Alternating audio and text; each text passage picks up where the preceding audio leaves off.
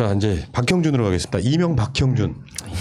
태영 총장님이 계셔야 되는데. 계속 나오고 있죠. 지금 그 박형준에 대해서는 어제도 보니까 KBS가 이 4대강 사찰 원문 입수했다 하면서 그 원문 중에 그냥 간단하게 한번 볼게요. 그 원문 뭐 이렇게 뭐 4대강 사업 주요 반대 인물 및 관리 방안 이렇게 쭉 해가지고 나오는데 맨 위에 보시면은 청와대 홍보기획관 요청이라고 쓰여 있어요. 그 청와대 홍보기획관 요청이라고 쓰여 있는 게 그 청와대 홍보기획관이 박형준이었으니까 이게 가장 큰 문제 중에 하나가 민간인 사찰이거든요. 그렇죠. 4대강 반대하는 일반 환경단체나 그 민간인들을 사찰해버리는 거야. 이게 가장 큰 문제인데도 불구하고 지금 박형준은 난 몰랐다. 말이 되냐 이 새끼야. 아유 죄송해요. 내가 욕은 안 하려고 그랬다 진짜. 너무 뻔뻔해서 그래. 일단은 말이 진짜로 안 되고요. 기존에는 사찰 문건이 사찰 의혹이 있었어요. 의혹이 있으니까 박형준 입장에서는 의혹이니까 너네들 한번 제대로 된 자료를 가져와봐. 나는 듣지도 보지도 못했어 라고 말할 수 있거든요. 의혹 단계에서는 아니 뭐 제대로 된 걸 가져와야 내가 뭘 해명을 하지. 나는 듣지도 보지도 못했어 이렇게 말할 수 있는데 지금 단계에서는 의혹이 아니라 이 기사에도 나와 있지만 연루 확인이라고 나오거든요. 확인이라는 말이 뭐냐면 저렇게 홍보기획관 요청 상황. 그러니까 의혹이 아니라 이제는 확인의 단계에 된 거예요. 이렇게 확인이 됐다고 치면 박형준 후보 입장에서 이명 박형준 입장에서는 뭘 해야 되냐면 자기가 이제 못 봤다고 하는 부분에 관련해서 내가 이걸 왜 못 봤는지 그 홍보기획관실에 문서를 주고받는 시스템은 어떻게 되는지 어떤 문서까지는 내가 보고 어떤까지는 내가 요청해서 확인을 하는지 이런 거에 대한 구체적인 설명이 있고 그래서 내가 이런 거는 몰랐다라고 얘기를 해야 되는데 이런 구체적인 문건이 나왔음에도 불구하고 나는 듣지도 보지도 못했다. 이거 뭐 말도 안 되는 얘기죠. 딴 놈이 앉아 있었나요? 그리고 사실은 제가 봤을 때는 일단 청와대 시스템이나 국정원의 시스템도 세부적으로 들어가야 알겠지만 외부 기관에 그 부분에 어떤 수장이 요구를 할 때 요청을 할 때 그냥 그 수장의 요구 결제를 거치지 않고 그냥 밑에 선에서 외부 기관으로 뭔가를 요구한다는 것은 일반적으로 있을 수 없는 일이어서 본인이 몰랐다고 말하는 것을 믿을 사람이 과연 얼마나 있을까라는 생각을 합니다. 그렇죠. 우리가 그 한교안이 총리 시절에 있을 때 최순실을 몰랐다고 하면은 무능한 거고 알았는데도 그냥 무시한 거면은 범죄자가 된 것처럼 박형준 마찬가지죠. 본인은 그냥 홍보기획실 이름만 있는 것이 자기가 연관된 거 이거 말할 수 없다라고 말을 하는데 본인이 그 담당 총 책임자였는데 이런 내용에 대해서 몰랐으면 정말 무능한 거고 그럼 부산시장을 하면 안 되는 것이고 알고 있는데 지금 모르세요라고 있는 건 범죄자이기 때문에 역시 마찬가지로 부산시장을 하고 있으면 안 되는 거 아닌가요? 그렇죠. 그러니까 이명박이라고 하는 자식이 그 박형준의 애비 이명박이라고 하는 놈이 그 처음에 그 소고기 수입하는데 촛불 그때가 본인이 느꼈던 가장 힘들고 위협감이었을 거예요. 놀라고, 예. 이게 핑계가 돼서 완전히 그 50대로 회귀해버리는 거거든요. 아 이대로 두면 안 되겠다 싶어가지고 국정원 동원해가지고 그러니까 국정원 동원을 어떻게 하냐면은 민정수석실이 국정원한테 오더를 줍니다. 그놈들 뒷조사 해봐. 그러니까 지금 박형준 같은 경우도 그 당시에 이 홍보기획관으로 있으면서 거기에 아주 핵심적으로 관여했던 인물이거든요. 2008년 12월 달부터 2010년 6월 사이에 국정원의 국책사업팀, 융합전략팀 얘네들이 이런 문건을 계속해서 청와대에 보고를 하는 거죠. 그러면 이걸 제일 먼저 받아보는 자였을 거예요. 홍보기획관이. 이걸 또 정리해가지고 민정수석한테 보고하면 그 민정수석이 이명박한테 보고하는 이 과정. 그러면서 여기 이걸 막 4대강 등을 막 반대하는 사람들 이런 사람들을 샅샅이 뒤져가지고 사생활까지도 감시를 하고 한번 생각해보세요. 민주국가에서 대한민국의 공무원인 국정원 직원들이 붙어가지고 무슨 환경단체 무슨 간사이거나 일반 직원인 사람인데 이 사람 뒤를 막 졸졸 따라다녀. 그런 사람들 말하는 것도 아니고 뭐 그 당시 구청장, 공무원, 심지어 국회의원들까지 다 국정원 직원들이 달라붙어가지고 뒷조사해. 문제는 이걸 반대하는 것을 뒷조사해서 막는 게 아니고요. 사찰의 큰 틀은 뭐가 있냐면은 이 사람들이 약점을 잡는 거거든요. 사생활이나 뭐 축제, 비리, 여자관계, 남녀관계 이런 것들까지 포함시켜가지고 약점 잡으면 주저앉히려고 하는 행위거든. 그러다 그중에 하나 좀 건수 큰 거는 검찰이 동원돼 가지고 수사해서 뻥 터뜨려서 이 사람들의 도덕성을 완전히 무력화시키고 이런 방식으로 국정 운영을 했던데 핵심 코어에 있던 놈이 지금 부산시장 선거에 나온 거예요. 그러니까 그 홍보기획관이라는 게 지금 없는 자리고 없죠. 그 당시에는 홍보기획관이 밑에 그 비서관을 서너 명 둘 수 있는 자리였다고 합니다. 그러면은 그리고 그 청와대 내에서 수석 비서관 회의에 참석했던 그럼 지금으로 따지면은 홍보수석 정도에 해당하는 그 사람이 될 거고요. 그러니까 수석 비서관 자리였고 이때가 만으로 따지면은 그 40대였기 때문에 박형준이 굉장히 그 이른 나이에 젊은 나이에 그 청와대에 들어가 있는 상황이었고 그 다음에 그 내용이 이런 게 나옵니다. 그러니까 국정원에서 검찰을 이용해서 어떻게 그 끝까지 이렇게 마크해서 이 사람을 기소시킬지 그리고 민변 출신 변호사들이 옆에 나왔을 때 어떻게 대응할지 그리고 만약에 그 기소 정도 가지 않을 그 사찰 대상자들에 대해서 언론의 그 정보를 흐려서 이 사람의 이미지를 어떻게 실추했을지 등등이 나오거든요. 그래서 이건 사찰로 끝나서 그냥 문서화 시킨 게 아니고 그 이후에 어떻게 그 사회단체 인사 아니면 그 우리 민주진보 진영의 유력 인사들을 어떻게 무력화시키고 그 사람들을 사회로부터 매장시킬지에 대한 종합적인 기획을 하고 있었고 그 정점에 실은 박형준이 있었다. 이런 것이 익숙한 사람은 부산시장이 돼도 똑같을 거예요. 그렇죠. 자기 반대파를 무력화시키는 방법이 국정원을 동원하지 못하겠지만 비슷한 방식으로 남의 약점 잡기. 그 문제는 이런 것들 불법을 행행했으면 사실은 제대로 된 역사라면 처벌받는 게 먼저인데 어느덧 제1야당의 부산시장 후보가 되어 있어요. 요거는 선거를 떠나가지고 이런 자들이 단죄받지 못하는 게 가장 큰 문제라고 생각합니다. 물타기가 되고 그래서 아마 이게 이 사건이 아마 KBS 기자일 것 같은데 그 한 방송사 기자라고 하는 사람이 계속 물어봐요 이 사건에 대해서. 그러니까 박형준이가 이러니 당신들이 어용방송 소리 듣는 거 아니냐 이런 말을 해버려요. KBS 어용방송 좀 했으면 좋겠다. 이게 이제 참 박형준이 언론을 가지고 있는 자기한테 불리한 얘기를 하면 어용이고 뭐 유리한 얘기면 어용이 아닌 이런 마인드를 갖고 있다는 생각이 좀 들고요. 박형준이 그 아까도 말씀하셨지만 이명박 씨가 수입산 쇠고기 때문에 한번 크게 뒤고 나서 4대강을 반대하는 일이 있으니까 그거에 대해서 얼마나 초국을 세우고 있었겠어요. 촉을 엄청나게 세우고 있었을 텐데 그때 이제 국정원 동원해서 홍보기획관이나 이런 사람들이 동향 파악을 하고 있어요. 그러면은 그 서류를 검토하고 보고했을 것이라는 당연한 생각이 들어서 보지 않았다는 말을 믿을 수 없고요.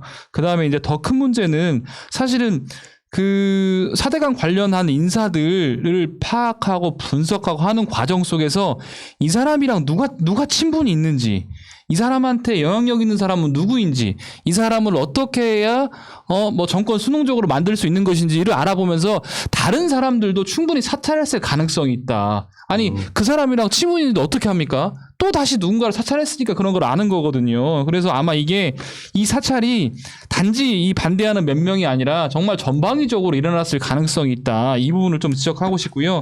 그다음에 이제 아까도 박형준 씨가 이명 박형준께서 어용 방송이라고 말씀하셨는데 이런 걸 어용 방송이라고 하면 안 돼요. 예를 들면 잘못된 부분, 예를 들면 공적인 인물이 돼서 공적인 일을 수행하려고 하는 사람한테 뭔가 이게 정말 민주사회의 근간을 흔든 만한 문제가 발생했을 때 그거에 대해서 물어보는 방송이 무슨 어용입니까? 진짜 방송이죠. 여기 재밌는 게 4대강 관련해서 환경 단체 간 갈등 등 취약점을 집중 공략해 연대를 차단하고 반대 활동을 무력화 쓰여 있잖아요. 네.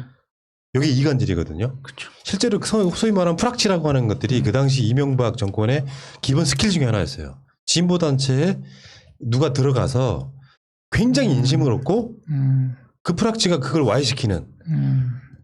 제가 맨날 한번 말씀드린 적이 있는데 새날도 그런 사람이 하나 있었습니다. 초창기 때. 이 사람이 들어와가지고 돈 잘 써요. 나중에 우리 패널들 몇 명 쫓아다니면서 내 욕을 막 했던 사람이 하나 있었어요. 이유도 없이.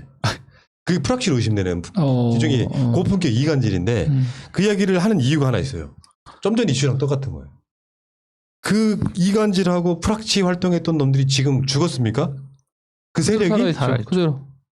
그 사람들이 지금도 이재명, 이낙연 이런 이간질에 난 동원되고 있다고 보는 거거든요. 그러니까 저도 비슷하게 생각하는 게 말씀하신 것처럼 반대파 취약점은 공략하고 반대 활동을 무력화하고 종교계 인사를 활용해서 그 신도들한테 이런 거에 대해서 설득하고 비판하게 하고 거기다 그것도 안 먹히면 보수 언론을 통해서 비난해서 여론전을 펼친다는데 지금도 똑같이 이 무슨 족보도 아니고 이 족보가 지금도 진행되고 있다. 조국 사태가 됐든 정경심 교수님 사태가 됐든 뭐 우리 쪽에 뭐 이낙연 대표님하고 이재명 지사의 어떤 이간질이 됐든 똑같은 패턴으로 지금도 진행이 되고 있다라고 본다라면 이런 부분들은 진짜 우리가 정신 똑바로 차리고 발본살곤 해야 된다 생각하고 있습니다.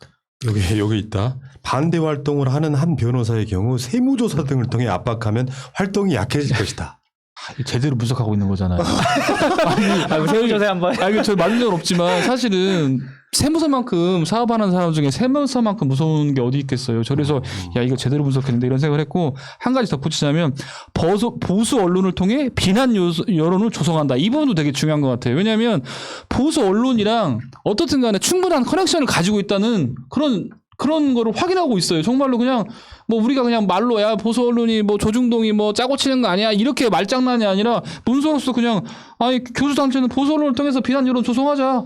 보수 언론이 당연히 그냥 한 팀원으로서 역할을 하는 것처럼 문구를 작성하고 있거든요. 그런 거 보면 우리가 말하는 그냥 조중동을 비난하는 것이 근거 없는 그런 것이 아니다라는 걸 명백하게 알 수 있죠. 그러니까 쉽게 얘기하면 국정원은 이런 기술을 아직도 보유하고 있는 다만 지금 우리 문민정부에서는 발톱을 숨기고 있을 뿐이고요. 우리는 이걸 활용하지 못하고 국정을 운영하려니까 한편으로 얼마나 힘드냐. 근데 만약에 내년 대선에서 지거나 뭐 할 경우에는 우리가 다시 이런 국정원이 활개치고 우리 모두를 사찰하는 아마 새날에도 이제 아이오가 붙을 겁니다. 가끔 와서 우리를 사찰하는 그런 사람들. 초창기 아이오 계셨던 거 아니에요? 초창기 정말로 계속 방송은 듣겠죠. 방송 듣고서 춘변 이놈. 그러니까 이게 이명박 때만 이런 일이 있었던 게 아니고요. 네. 박근혜 때 내내까지 좀 나오고 있잖아요. 거기는 박근혜 때는요 기무사하고 국정원이 경쟁하듯이 그 지랄을 했거든요. 보고서 올리는 이런 상황이 만들어졌다고 보는데 문제는 이런 그 박형준 같은 자들이 이러니 의용봉송이라는 소리 듣지 말을 못 하고 있잖아요. 문건이 나왔어. 박형준으로 딱 지정되는 문건까지 나왔어. 박형준이 요청한 거야. 근데 모른다라고 이야기하면서 저쪽이 뭐라고 그러냐면은 지금 국정원이 정치에 개입하고 있다는 거예요. 선거에 세상에 이런 나쁜 놈들이 어디 있습니까? 국정원은 반성하는 차원에서 대법원의 판결 때문이기도 하지만 요거 자료를 내놓고 있는 거거든요. 앞으로 정치에 개입하지 말자고. 문재인 정권이 이걸 껴넣어 된 것도 아니에요. 작년에 대법원이 판결을 내려줌으로써 그렇죠. 정보 공개가 되기 시작한 거거든요. 그렇죠. 예. 그러니까 문재인 정부가 선거에 개입하는 의도가 있는 게 아니라 시기가 쟤들 논리대로라고 하면 선거 전에는 아무것도 하지 말라는 소리고 이것마저도 국정원이 선거에 그러니까 정치에 개입하고 있다고 말하는 것 자체를 보면 참 뻔뻔한 세력인데 그 부분 맞습니다. 네, 박형준 딸의 입시비리 또 나왔죠. 무슨 까도 양파도 아니고 홍대 미대 입시비리 연루 의혹인데 2008년 이야기입니다. 당시에 채점위원이었던 김승현 전 교수가 2000년 즈음에 이명 박형준 후보의 부인이 딸과 함께 실기시험을 끝나고 찾아와서 잘 봐달라. 우리 딸 떨어지면 안 된다고 했다는 청탁이 있었다. 뭐 이런 이야기거든요. 그 저기 여기서도 이게 좀 그 김승현 교수님 의견을 들어보면은 상당히 자세한 내용이 있었고 근데 여기서 나오는 게 뭐 그때 당시에 그 지금도 얘기 나오는 어미준 검사하고 그리고 주영한 검사 맞아요. 그게 중요하지. 예. 그것을 거의 뭐 유야무야 덮었다라고 표현하는데 이래서 그 저기 윤석열이 MB 때가 쿨했다라고 표현한 것이 아닌가. 결국에는 윤석열의 왼팔 오른팔 핵심들이 이때 당시에 이런 행동들을 자행했던 것이 다시 한번 드러난 것이 아닌가 생각을 좀 하고 있습니다. 그게 그거랑 똑같잖아. 나경원 딸이 우리 엄마 나경원입니다랑 똑같은 거잖아요. 박형준의 딸이니까 잘 봐달라. 근데 이 수사를 윤석열의 최측근 중에 한 명인 어미준이 또 덮었다. 야 정말 어디까지가 끝일까요, 이 사람들은?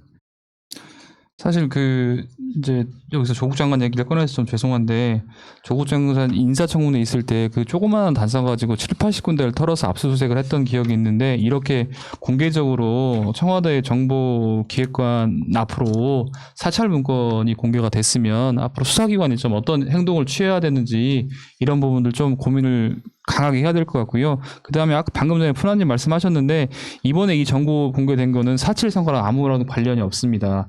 지금부터 한 3년 6개월 전부터 환경단체가 국정원을 상대로 내 나라 내 파일. 소송을 했었고 작년 11월 말인가 12월 초경에 최종적으로 확정 판결을 받았습니다. 공개하는 것으로. 그래서 그거에 기해서 국정원에 정보 공개 청구를 했고 그래서 이 문건이 나온 겁니다. 그런데 이 문건이 나왔는데 정말로 청와대 국정원이 동원돼서 민간인을 불법 사찰한 문건이 나왔는데 선거가 4월 7일이니까 아무 얘기 안 한다는 것은 그거 자체가 나중에 가면 어마어마한 일이 벌어질 겁니다. 그래서 정말 이거를 선거와 개입식으로 생각하시면 안 된다는 말씀을 여기서 드리겠습니다. 진짜 중요하게 짚고 갈 얘기가 하나 있어요. 뭐냐면 그래서 지금 홍대 관련해서 입시 비리 때문에 7명을 재단을 고발을 했는데 이 수사를 했던 게 2009년 4월부터 이제 검찰이 수사를 하는 거예요. 네. 한번 보세요. 이명박 정부 때 국정원이 이 짓거리 했던 건 수도 없이 많잖아. 그러니까 예를 들면 4대강만 있는 게 아니고 뭐 소고기 광우병이네 뭐네 다 포함되어 있는 거잖아요. 네. 2008년 12월부터 2010년 6월 사이에 국정원이 그 박형준이랑 연관돼서 이런 거를 했단 말이에요. 근데 검찰이 수사한 건 2009년 4월 달이란 말이에요. 그러면 이 관련돼 있는 걸 어떻게 어미준 같은 놈들이 수사를 해? 솔직히 말하면 뒤에 국정원이 있는데 그때는 살아있는 권력에 대한 수사를 못했던 놈들이 그 일당 특수부가 지금이야. 최근에 그 윤석열을 필두로 해가지고 이런 놈들이 또 이런 짓거리 하고 있는 거예요. 민주정부에 대해서만. 진짜 내가 농담처럼 이야기했더니 되게 호응이 좋았던 주장이 하나 있거든요. 우리도 딱 한번 국정원 이용합시다. 참. 국정원이 있었다면 내가 봤을 때 윤석열은 지금 검찰총장 못하고 있겠죠. 진작 자진 사퇴를 했겠죠. 찍소리 못하고. 그러니까 이게 밖에서 그냥 일반인들 하는 얘기 아니 그냥 무식한 놈들한테 막 얻어 맞을 때는 찍소리 못하고 가만히 있더만 민주정부만 들어서면 그냥 마치 그냥 지 시절이라도 만난 것처럼 물어 뜯으려고 달려드는 이런 속성들. 근데 이게 농담처럼 방금 말씀하시지만 저는 개인적으로 그 국정원은 정보 수집 활동은 해야 된다고 생각합니다. 그러니까 문제됐던 게 뭐냐면 아까 사찰이 문제지. 그러니까 왜냐면은 해외 정보나 북한 정보만 집중해야 된다라고 하는데 저는 모든 권력기관이 상호 견제가 돼야 된다고 생각하는 사람이거든요. 그러니까 예를 들어서 그 검찰의 이런 준동에 대해서 국정원이 적절하게 지금 검사들에 대한 정보를 만약에 제공한다면 이게 좀 누그러질 거라 생각하고요. 이게 위험한 발상일 수 있지만 개입하는 것, 정치에 개입하고 민간인의 삶에 개입하는 게 문제지 저는 공공의 영역이 있는 사람들의 행동에 대해서 국정원이 정보를 얻는 것 정도까지 차단하는 것은 우리가 과하게 국정원을 너무 믿고 민주화시키는 게 아닌가라고 생각해요. 그래서 그냥 정보 정도는 수집합시다. 사실 이제 이 부분도 진짜 고민해 보아야 될 부분인 것 같은데 정보라는 게 사생활 정보가 아니고 뭔가 공적인 정보들, 공적인 정보들 정도는 수집을 해도 괜찮겠을 수 있다는 생각이 드네요. 근데 여기서 놀라운 게 하나 또 있어요. 이 사건을 대략 어미준 등 해가지고 덮었던 이 사건에 당시 검사가 한 말 있어요. 이게 놀라워. 정확해. 검사는 아무런 힘이 없다. 윗선의 지시를 따라야 한다. 라는 말을 그 당시 검사가 했다는 거예요. 왜 이 사건 덮었냐. 그럼 그 윗선이 뭐겠어요? 결론적으로 말하면 청와대일 거고 거기에 아까 말한 것처럼 국정원을 이용해서 정치를 했던 세력들한테는 검사는 아무것도 아니지. 그러니까 검사들의 정관 비리 같은 걸 다 봐주는 입장에서 그 비리를 다 알고 있을 거 아니야. 부려먹을 놈들이니까. 검사들한테 이 사건 축소해. 덮어하면 덮을 수밖에 없었던 시기에 살았던 놈 중에 하나가 이름이 아예 나왔잖아. 어미준이라고. 한명숙 총리 사건 수사했던 이런 놈들이 지금 우리가 보지 못하고 있어서 그렇지 하나하나 이 조각들을 맞춰보면요. 상상을 초월하는 악마들인 거예요. 그래놓고 뻔뻔하게 다시 세탁하고 나와서 살아있는 권력에 대한 수사, 부패 완판 이런 짓거리 하고 있는 그 왕똥파리가 윤석열인 겁니다. 어떻게 보면은.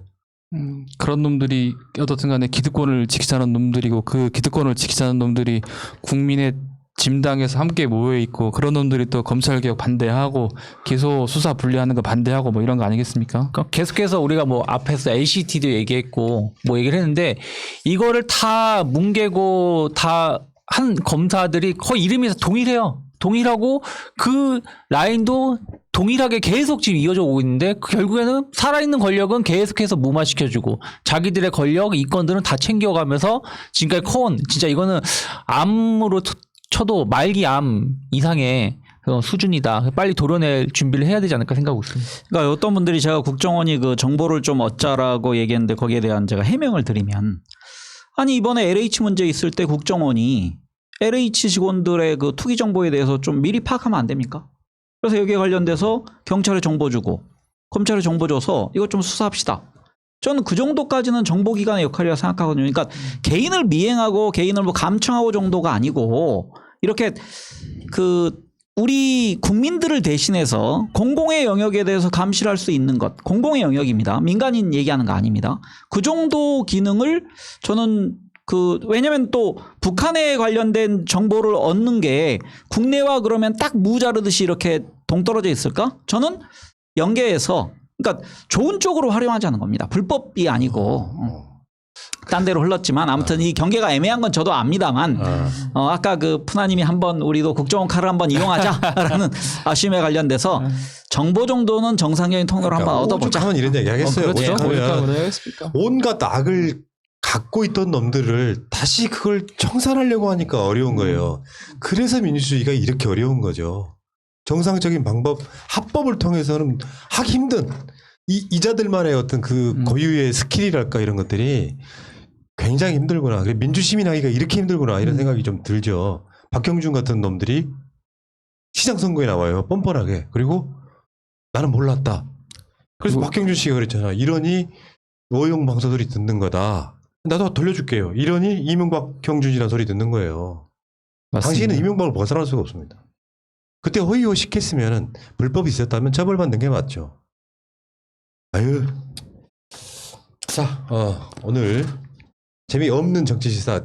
에이씨, 너무 재밌었잖아.